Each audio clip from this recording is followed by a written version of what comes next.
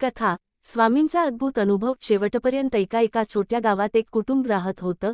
घरात आई, वडील आणि त्यांचा एक मुलगा. तो मुलगा अचानक खूप आजारी पडला. डॉक्टरांकडे नेलं, औषधं दिली, पण काही फरक पडत नव्हता. डॉक्टरांनी शेवटी हात टेकले आणि म्हणाले, आता देवावरच विश्वास ठेवा. हे ऐकून आई पूर्णपणे खचली. ती रडत रडत देवासमोर बसली. त्या आईला स्वामी समर्थ यांच्यावर खूप विश्वास होता.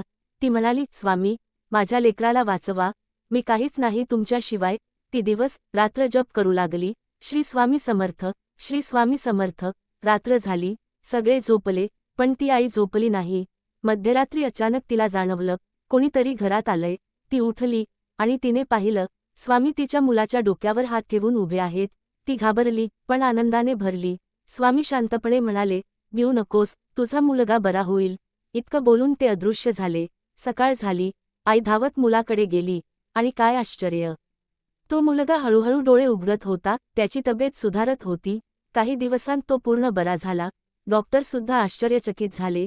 ते म्हणाले, हे आमच्या हातात नव्हतं, हा चमत्कार आहे. आईच्या डोळ्यात अश्रू आले. ती म्हणाली, हा स्वामींचा आशीर्वाद आहे. संदेश: जेव्हा सगळे मार्ग बंद होतात, तेव्हा स्वामी एक नवीन मार्ग उघडतात. फक्त विश्वास ठेवा आणि नामस्मरण करा. जय जय स्वामी समर्थ. लाईक करा, शेअर करा आणि सबस्क्राईब करा.